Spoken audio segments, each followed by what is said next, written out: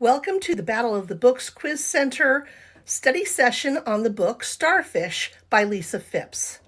It's a middle grade book. I would say that it would be good for students between fourth or fifth grade up to maybe ninth.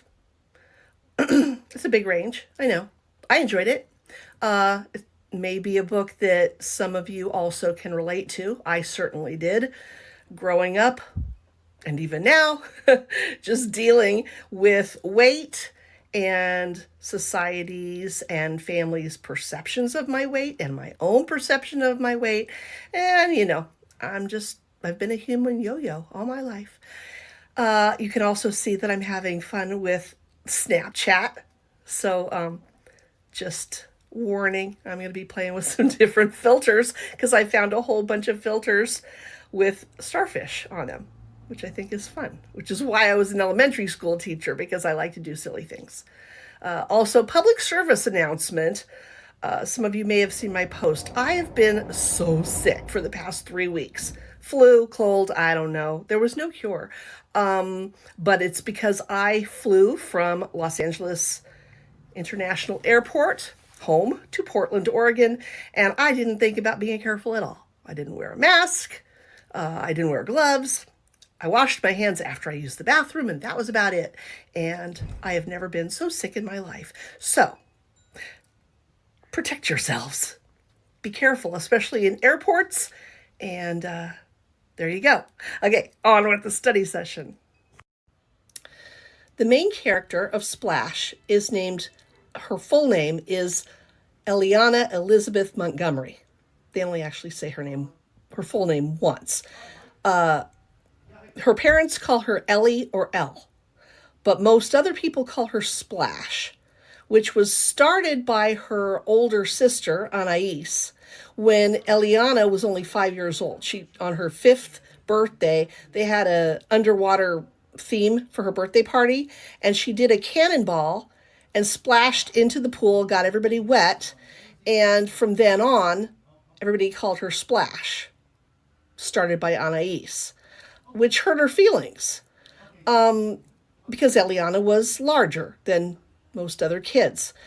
Her best friend, Viv, was also on the larger side, but she didn't struggle with it like Eliana did. I think mostly because Viv's mother was supportive and encouraging and didn't criticize her about her weight, whereas you will find out later Eliana's mom was pretty harsh. Anyway, Eliana has a dog, a pug, that she loves named Gigi.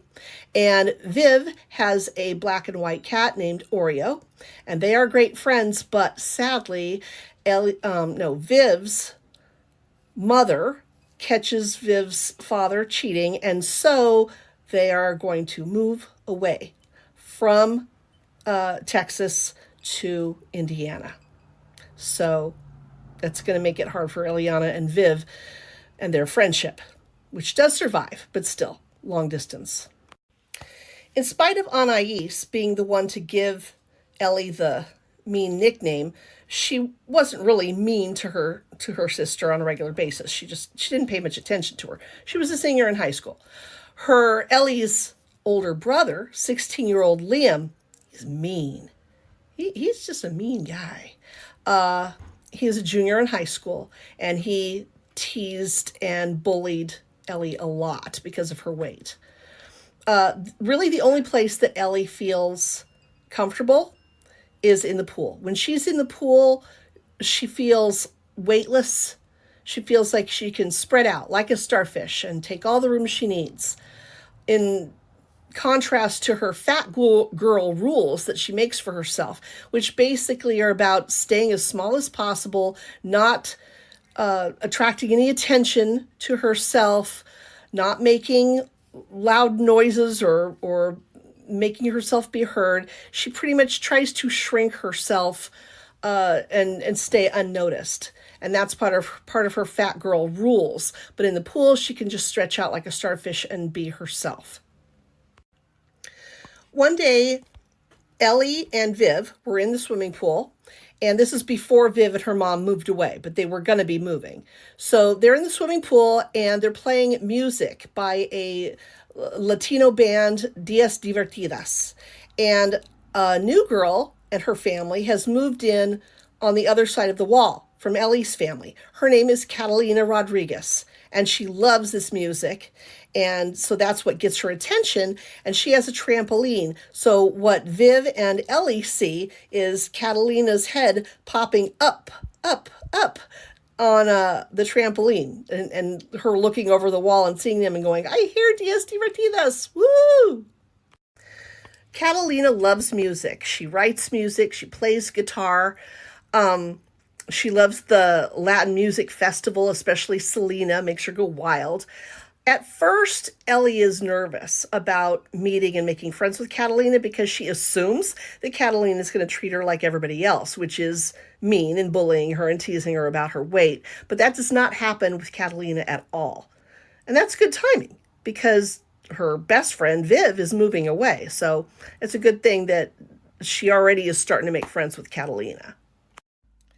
Light pollution is when there are so many lights from city, street lights, lamps, store lights, whatever. So many lights in one place that you can't see any stars or very many stars. If you go out into the desert and look up into the sky, you're going to see millions and millions of stars because there's not a lot of lights out in the desert. Anyway, Ellie and Viv were looking up at the sky and they saw the brightest star in the sky, which is named Sirius. It's also called the dog star. They were able to see that star only because it's the brightest star in the sky. So let's talk about the bullies.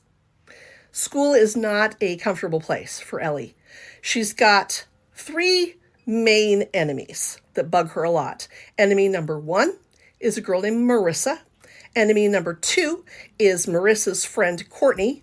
And enemy number 3 is a boy who, I don't think we ever find out his name, but every time Ellie comes by in people, like in the cafeteria or in the hallway or whatever, this boy throws himself up against the wall and pretends that there's no room to move and like, hurry, get out of the way. Here she comes. She's so big.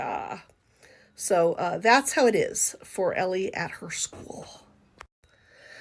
Unfortunately, Ellie and Catalina did not attend the same schools. So Ellie went to Kaiser Academy, a very fancy private school, and Catalina went to Bishop Joseph Catholic School. So they're not together for school. Anyway, the best thing to Ellie about the beginning of the school year is going shopping for back to school supplies because Ellie loves to write. She writes poetry and stories and lyrics and things. So she likes school supplies like cool pens and stuff. And so it's like she got some flamingo pens, real fancy with feathers on them. And she traded Catalina one of her fancy flamingo pens for a light up unicorn pen. Oh my gosh, I'm having so much fun with Snapchat filters. I chose this filter especially for the slide talking about Ellie's mother. Her mother is a journalist, and she basically terrorizes Ellie. She's the one who started Ellie on a diet when she was 4 years old, telling her she was fat. She won't buy Ellie any new school clothes because she told Ellie's father that she wouldn't buy her any new school clothes because she gained weight over the summer. And if they bought her new, bigger clothes, it would just make her gain more weight. She goes through Ellie's trash can on a regular basis to see if she is cheating and sneaking food. She's just horribly controlling and horribly judgmental and critical and picking on Ellie all the time. So that's why I picked the evil queen for this. So, quick review of Ellie's family members. There's her father, whose name is Philip, and he is a psychiatrist, and he's very supportive of Ellie He's a bit clueless. He doesn't really totally know what's going on or how she's being treated by a whole bunch of other people, but he is supportive and affectionate toward Ellie. There's her mother, who's the journalist, who I forgot to mention earlier. She also covers their kitchen, their refrigerator with all these articles about weight loss and diets and stuff. So the whole fridge is covered with those articles, and that's going to come up later. There's her older sister, Anais, who is 17 years old. She's a senior in high school. And there is Mino Liam, the 16-year-old high school junior, who has a red Mustang car that he drives because he's just so cool.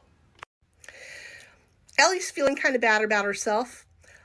She loves Viv, her best friend who moved to Indiana, but she also is like thinking, oh, I hope she doesn't make another best friend. So that makes Ellie feel guilty. And Ellie's taking French in school. And so she thinks that she stinks, like metaphorically, because she's being mean in her head, not wanting Viv to have friends. So she's conjugating the verb to stink in French.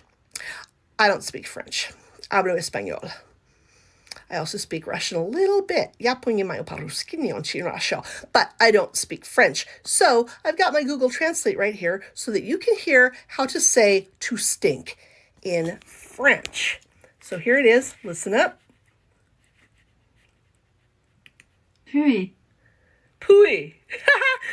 I suddenly realized that maybe that's why we say pewy or pew in English when something stinks. Maybe it comes from France. Words come from everywhere, you know. Mrs. Pochon is the name of the librarian at Kaiser Academy, Ellie's school. And the library is Ellie's safe place. That's where she feels comfortable and happy and not bugged by people. Mrs. Pochon is really nice and encouraging and accepting of Ellie. So Ellie likes to hang out in the library. Okay, this is a really creepy filter, but it's perfect for this word that Ellie had for when she made this face. Usually when her parents said something to her that she didn't like, she'd make a really big exaggerated smile and then frown immediately, quickly, like this. So she called it her smown. I'm going to be putting out a poll asking if you're enjoying these filters or if they are just distracting. I'm hoping that it makes these things more entertaining and maybe even gets them some things stuck in your head, like a smown. Anyway, she made a smown when her father mentioned Dr. Wood, which was the name of the new therapist that Ellie was going to go see. Ellie did not want to go see a therapist. Her mom had been dragging her to therapist after therapist who treated her pretty badly. Her dad, like I said, was kind of clueless. Anyway, her dad wanted her to go to see this one Dr. Wood because he knew that Ellie was getting her feelings hurt a lot and feeling bad about herself. But at first, she was not happy about that at all. So she smowned. Eliana's mom's sister, Zoe, so Ellie's Aunt Zoe, who was also always heavy growing up, suggested to Ellie's dad to take her shopping at this plus-sized clothing boutique for girls. And it was run by a woman named Diana, who she was heavy herself growing up, and so her mother had started making clothes for her, just really that complimented her body and looked good on her, and her mother was very accepting of her. Diana figured she's going to make clothes that fit Diana rather than trying to make Diana fit the clothes. She called the clothes that they look good on zaftig. Zaftig is a Yiddish word meaning pleasingly plump. Ellie knew some Yiddish because her grandma, also known as her bobeshi, had spoken Yiddish as well as English. She had passed away, but Ellie felt very close to her grandma on her dad's side, her bobeshi. So anyway, while at the store, her dad bought her a orange and turquoise peasant shirt. Really cute, looked really cute on her. Orange and turquoise were Ellie's favorite colors. And so Ellie also noticed that Diana was just very comfortable, very self-assured, confident, comfortable in her own skin, and she was wearing like a shirt with the sleeve kind of went down on her shoulder, and she was showing off her curves, her body. She didn't feel ashamed of herself. And so Ellie looked at her and wished that she could be more like that. As I mentioned before, Aunt Zoe, Ellie's mom's sister, had been heavy, and she eventually went as an adult and got bariatric surgery, which is a surgery where they clamp off part of your stomach so that you can't eat as much as you did before. But there were complications, and Aunt Zoe almost died from this surgery. And so it is quite horrifying to Ellie and to me that her mom is pushing for Ellie to get the bariatric surgery. And remember, Ellie's only like 13. So Ellie's dad says, no way. She's too young. This isn't happening. But there's stuff going on behind Ellie's dad's back by her mom. Ellie was kind of a peacekeeper. She did not want to cause problems. Like I said before, she always tried to just sort of stay hidden, make herself as small as possible, not draw attention. Anyway, their family had an interesting dynamic. Their dad was Jewish and their mother was Christian. And so they celebrated both holidays throughout the year. The parents let the kids choose what religion they actually wanted to follow and learn. And so Liam and Anais both chose Judaism, but Ellie chose both just because she didn't want to pick one parent over the other. She didn't want to cause a problem between them. Ironically, there are problems between her parents, a lot to do with her weight and their different viewpoints about her and her weight and how to deal with it. And so Liam, he blames her for when they fight. He even said to her that if their parents ever split up, it would be her fault. And remember, this is a 16-year-old guy telling a 13-year-old girl this. That's some heavy stuff to lay on a person. So I told you before about Ellie's mom, how she would, go through her trash and pick on her for her weight and put all these weight loss articles on the fridge and not buy her new clothes because she gained weight, all this stuff. So here's another wonderful, sarcastically I say, thing. The whole family could play piano except for Ellie, because Ellie asked for piano lessons for Christmas and her mother said she'd only let her have piano lessons if she lost weight. Oh my gosh. Anyway, so she would just punish Ellie for her weight. So her grandma on her mom's side, Grandma Montgomery, actually did teach Ellie how to play a song on the piano, All You Need Is Love, by the Beatles. And she called that pulling a sneaky because they were doing it without Ellie's mother knowing about it.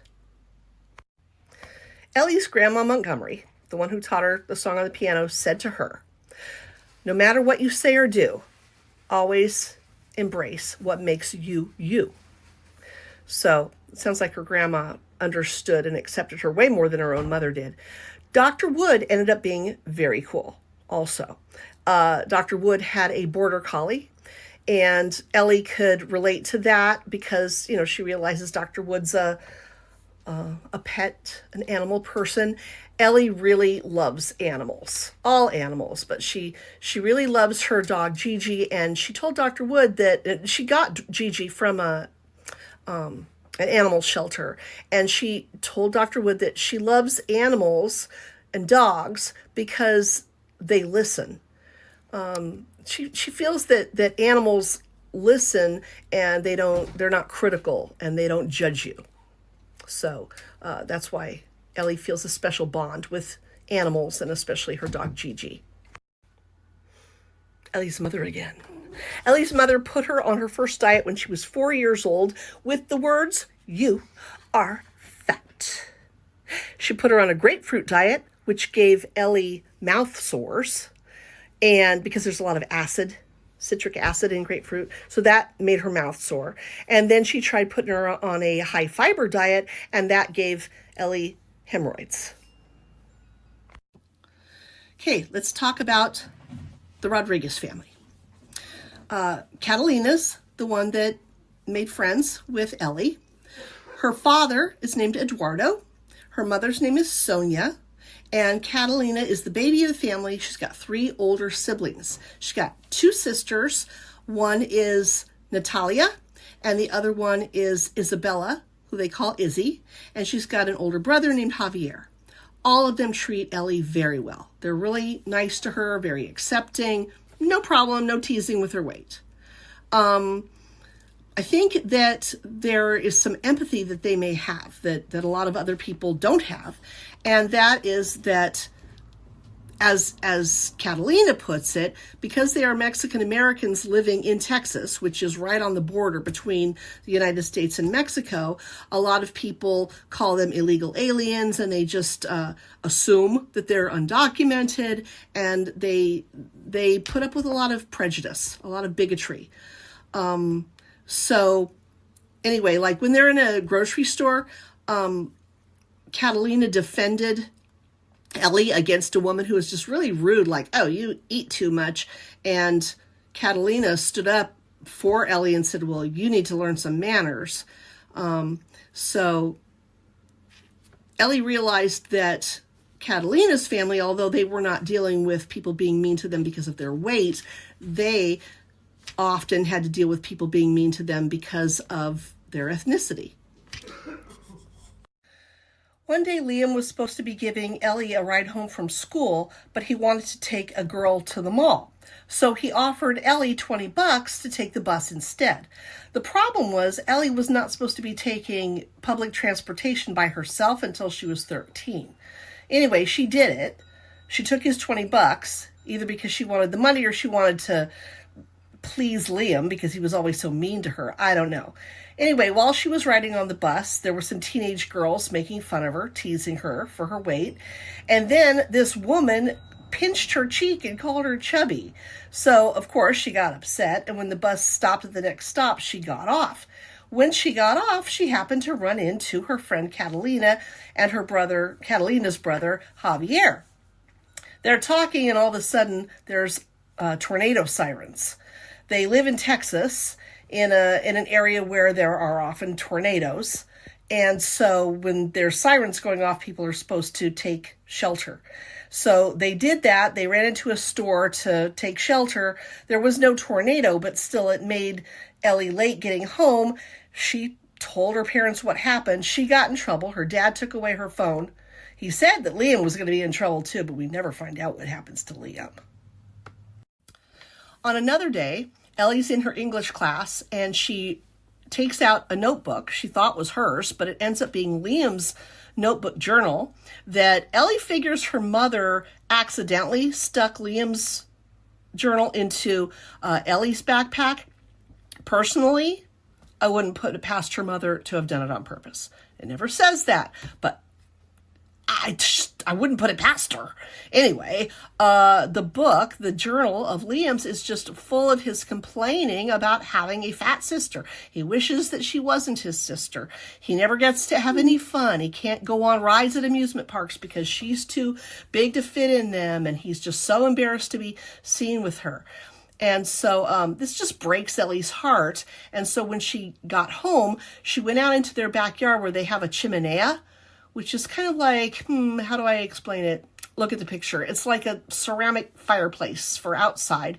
And she burnt the pages of the journal inside it because she was really upset and really mad. And she got in trouble for burning, making a fire by herself. But she said later, why? Why did she burn it? Why didn't she just throw the pages in the trash? She said, because Mom, you always go through my trash. That's why. Because remember, her mom's always trying to find out if she's sneaking food and seeing if she can find any wrappers in there. Mrs. Boardman, Ellie's English teacher, told her students that reading was like eating from a buffet. because there's so many different choices, different genres that you can read. And she encouraged her students to read lots of different genres, not just the one thing that happened to be their favorite. So like read fiction and nonfiction and poetry and all different kinds. Ellie told Mrs. Boardman that she was going to read Song for a Whale. And Mrs. Boardman loved that, said, oh, whales are beautiful and unique and powerful. But of course, this also gave ammunition to Marissa and Courtney because they, were going to compare whales to Ellie. Anyway, Marissa had this annoying habit of whenever she would say something, she'd clap 5 times fast.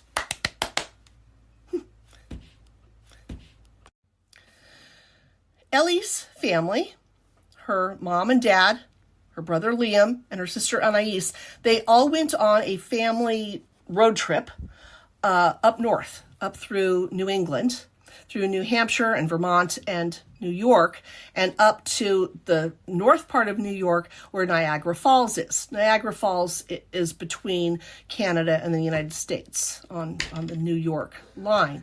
Up at the top, the biggest of Niagara Falls is Horseshoe Falls. So they were there and looking at it, and Ellie saw a group of girls from some other country. They were speaking a language that Ellie did not understand, but she did see them looking at her and laughing and taking pictures of her.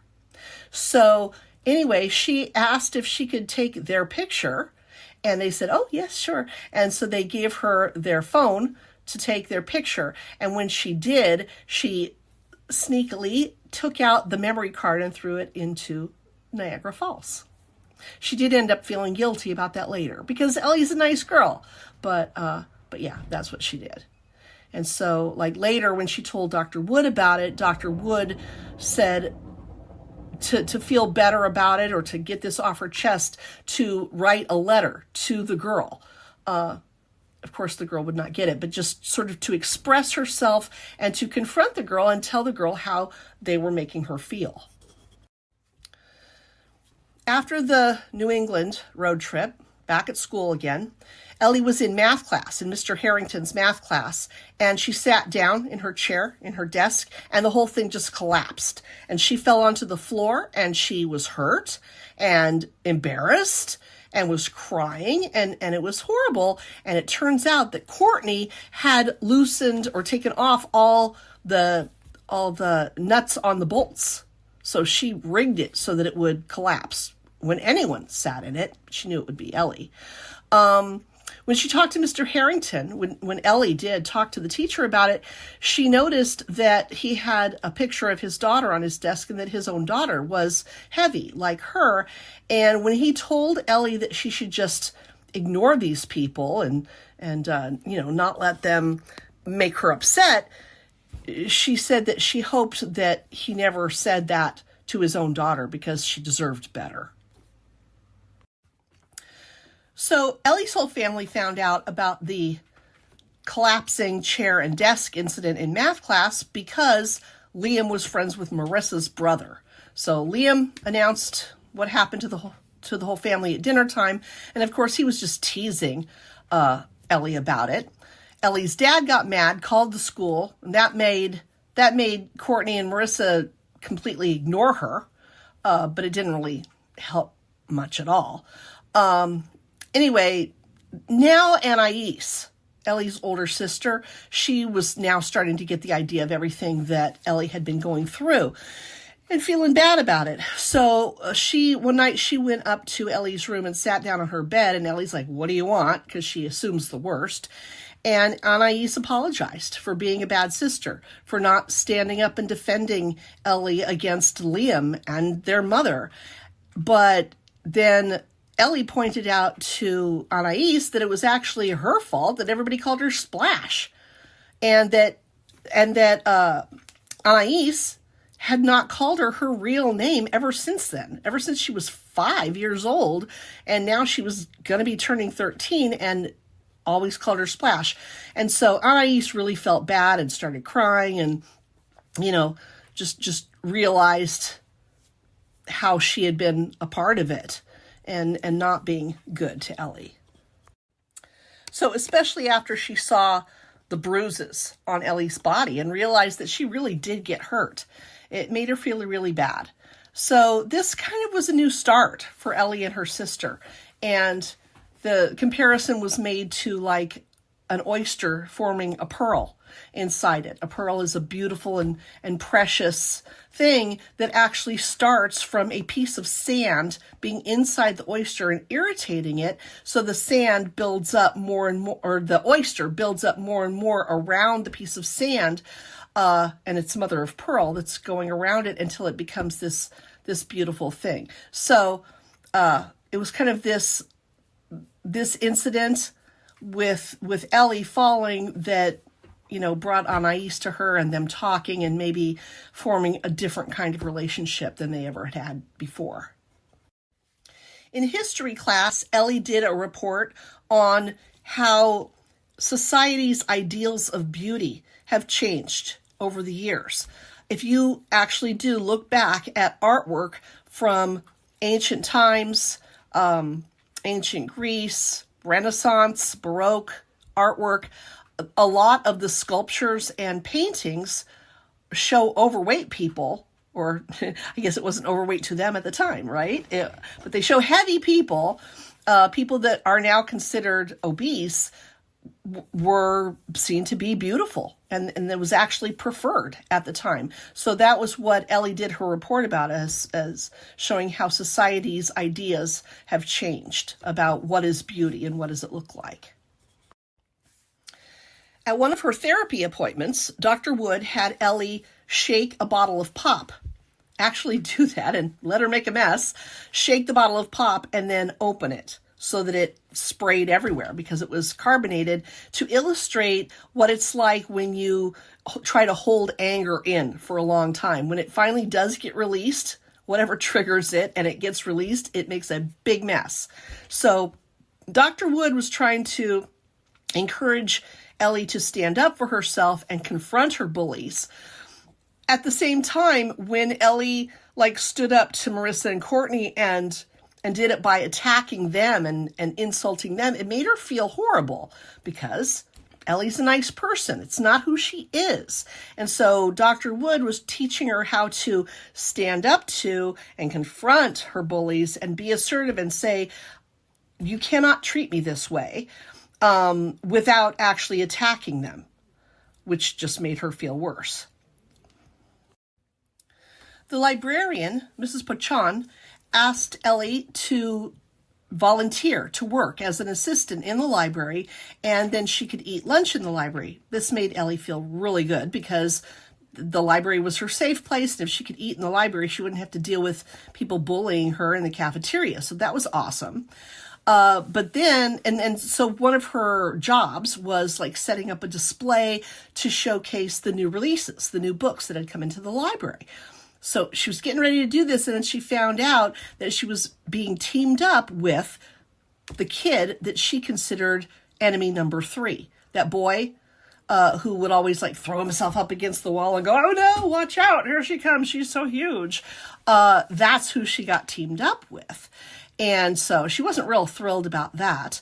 But then they start working on a display of books about bullying and, trying to discourage bullying and putting up books like Fish in a Tree and books like that about kids who, for one reason or another, are seen as different by other kids and are often given a bad time about it.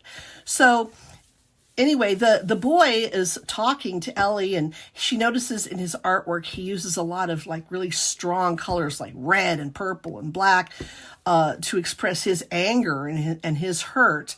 And she finds out that he also is bullied. The reason he's bullied is because his family doesn't have much money, and he wears a lot of hand-me-down clothes and old clothes, and so people bully him about that. Ellie does find it quite ironic, though, that a kid who's being bullied is turning around and bullying her. And that does sound weird. It sounds like it shouldn't make sense, but it kind of does. It reminds me of this saying, hurt people hurt people. I know it sounds weird, right? It's just two words repeated, but listen how you say it. Hurt people, like people who have been hurt, turn around and hurt other people. They think it's going to make them feel better. It doesn't. But if they're not taught other ways to respond, they're just like expressing their anger and rage and hurt in whatever way they can. And usually that involves picking on somebody that they feel is less power than they are. So I find that's a very strong saying. Hurt people, hurt people. And I see that often in this world. One day, Catalina came over to Ellie's house and went in her room and noticed that there were no mirrors in Ellie's room.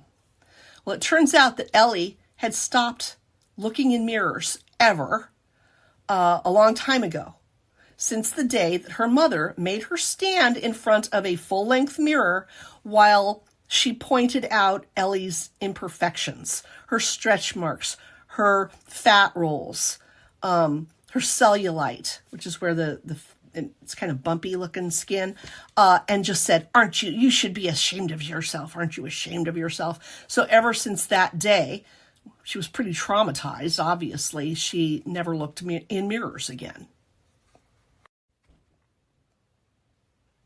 For a birthday present for Ellie, when she turned 13, her parents gave her a plane ticket to Kokomo, Indiana, to visit her friend Viv, her best friend who had moved there.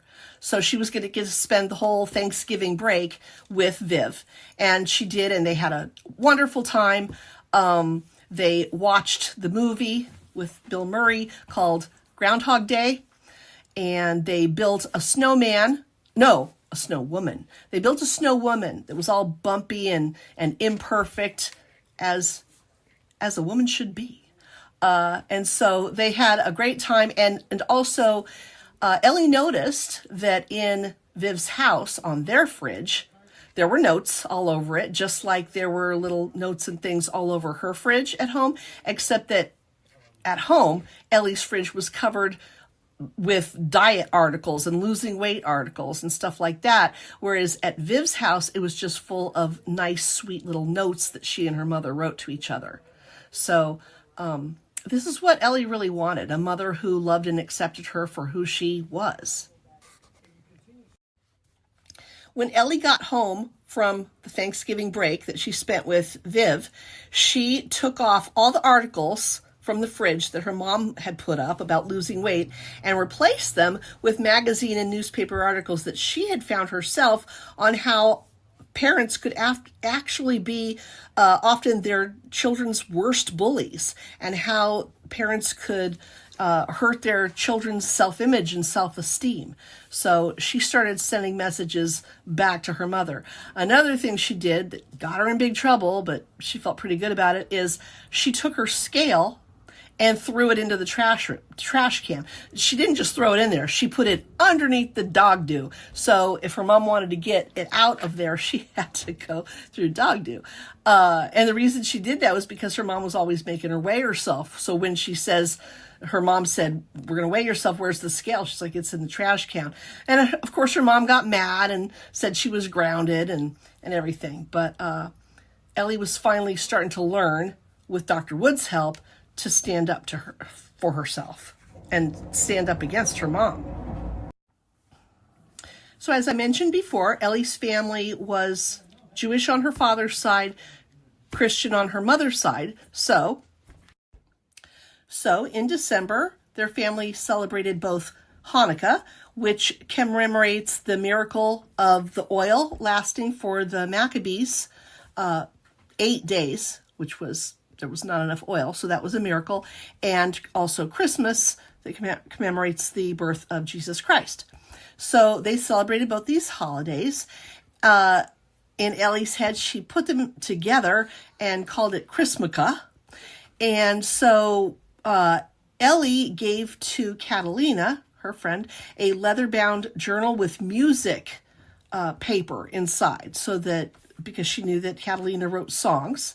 And Catalina gave to Ellie a mirror that was in like pounded Mexican foil and tiles framed. Look at the picture. Really pretty. But yeah, she gave her a mirror, which, remember, Ellie had been avoiding looking in mirrors for years. And Catalina was basically saying, accept yourself. You're beautiful as you are. Look in the mirror. During Christmas time, one of the things that Ellie's family did was they would go to the mission, the homeless mission, and help out there, volunteer, serve meals. And so they were there, and when Ellie went into the pantry to get something, she saw the boy that she considered enemy number 3 trying on shoes.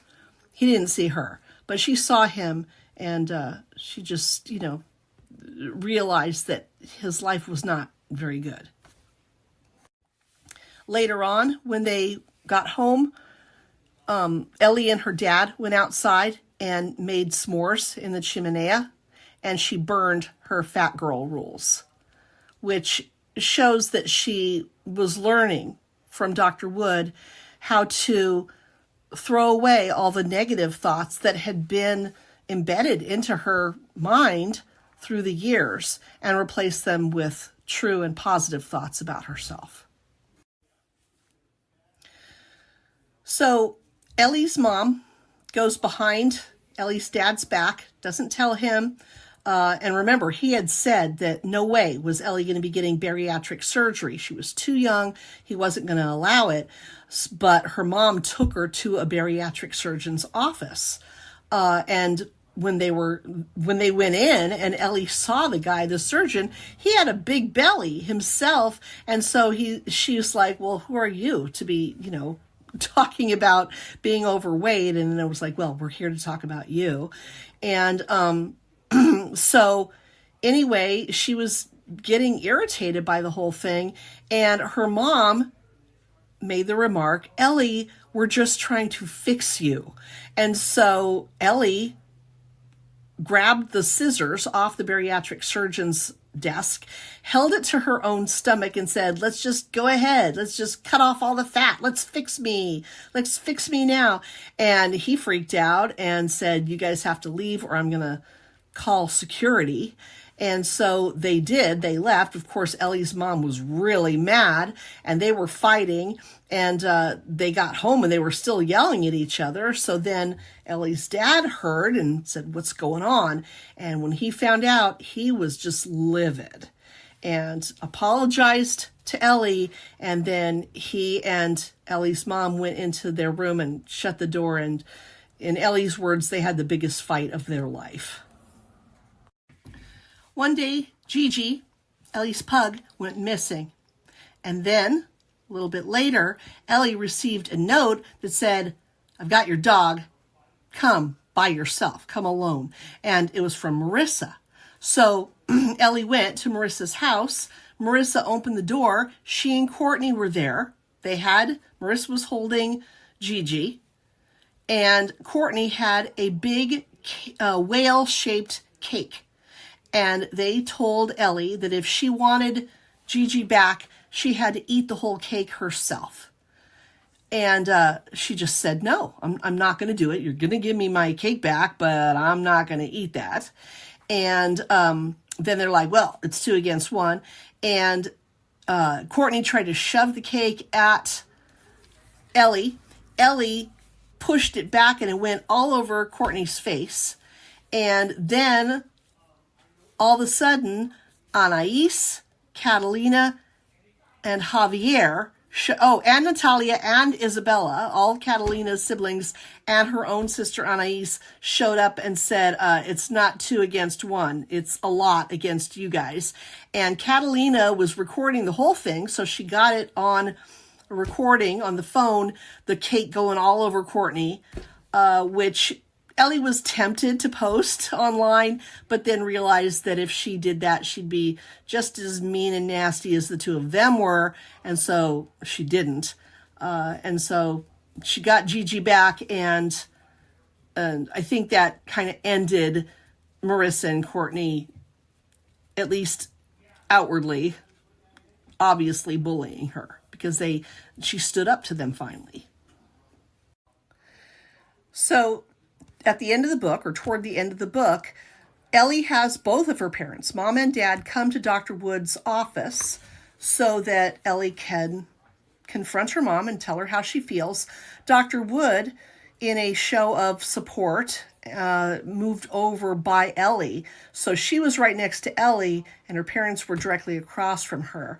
And Ellie told her mother that she felt like her mother didn't love her as she was, unconditionally. She felt like to her mother, that Ellie's worth was associated with her weight on the scale. And then she gave her mom the book that Dr. Wood had her fill with all the mean words and things that her mother had said to her. She had that all in the book, and she told her mom, the weight on my body was never as heavy as the weight of your words on me, and now it's your turn to carry that weight. And she handed the book to her mother. In Dallas, Texas, there actually is a mural called the Wailing Wall with humpback whales painted on it. And in the book, Ellie and her sister Anais are driving in the car, and Ellie sees it.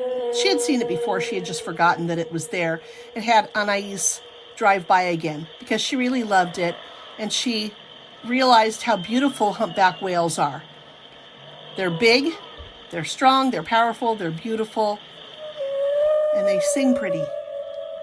At the end of the book, Ellie, Catalina, and Viv, who is visiting her dad for the summer in Texas, are all floating in Ellie's pool and talking, and Ellie tells them how she's never going to stop starfishing, which means she's going to accept herself and take up all the room she needs to be herself. So that's it for this wonderful book, Starfish by Lisa Fipps. Please subscribe to my channel. Hopefully I won't be sick for years to come, and so the videos, hopefully I plan to do one a month, different grade levels. So subscribe to my channel, follow me on Facebook, follow me on Instagram, and please spread the word. Okay, thank you from the Battle of the Books Quiz Center. I'll see you next time. Bye.